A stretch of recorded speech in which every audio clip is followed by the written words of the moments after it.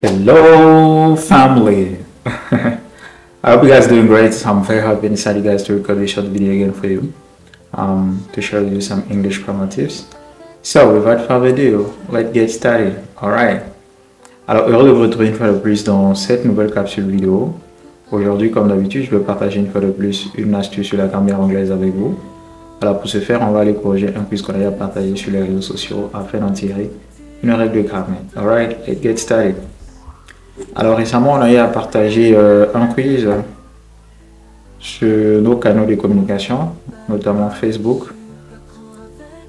Et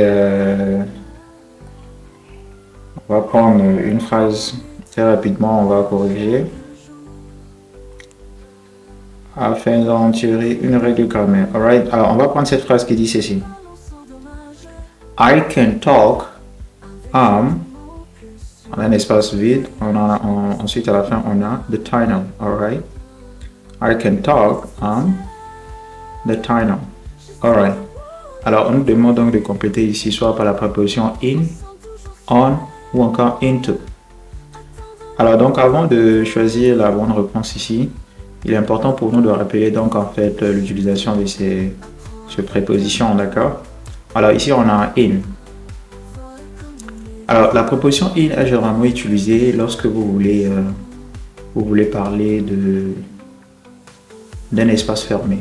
D'accord? Lorsque vous vous retrouvez en fait dans un endroit fermé, qui peut être par exemple une maison, une salle de classe, et généralement pour traduire en fait dans, d'accord, en français. Et donc, ça c'est avec la préposition in. Après, vous pouvez utiliser ça également lorsque vous parlez des villes, des pays et bien d'autres. Alors, par contre, la préposition on ici, elle, on va l'utiliser lorsqu'on veut parler d'une surface. Lorsqu'on veut parler de quelque chose qui se trouve sur une surface donnée, on va utiliser on. Raison pour laquelle on traduit souvent en français en disant sur. D'accord? Par exemple, un téléphone qui se trouve sur la table. Alors tout de suite, on va dire on the table. Right? Par contre, la préposition into, que les gens n'ont pas souvent l'habitude d'utiliser, mais qui est également en fait une préposition, je dirais, très visuelle. En réalité, elle, on l'utilise lorsqu'on veut parler d'un mouvement de l'extérieur vers l'intérieur. D'accord? Par exemple, lorsque je me retrouve en fait dans la cour, la maison, et je veux rentrer dans la maison. Donc, je quitte la cour pour entrer à la maison. Je réalise un mouvement de l'extérieur vers l'intérieur. D'accord? Et donc, c'est dans ces contextes-là qu'on utilise donc la préposition into. Alright? Alors, revenons donc sur notre phrase, une petite analyse. Voilà, une personne ici qui dit qu'en fait, je ne peux pas parler, voilà, parce que en réalité, je me trouve dans une tunnel. En réalité, c'est ce que la personne veut dire. Et donc, on se rend compte que la personne se trouve en fait en un endroit fixe. Et qui est donc en fait un espace fermé tout simplement. Voilà, une tunnel ici.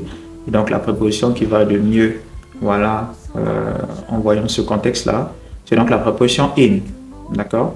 Donc la bonne phrase serait I can talk, in the tunnel. I can talk, in the tunnel. Alright. Thank you guys for watching the video and see you soon.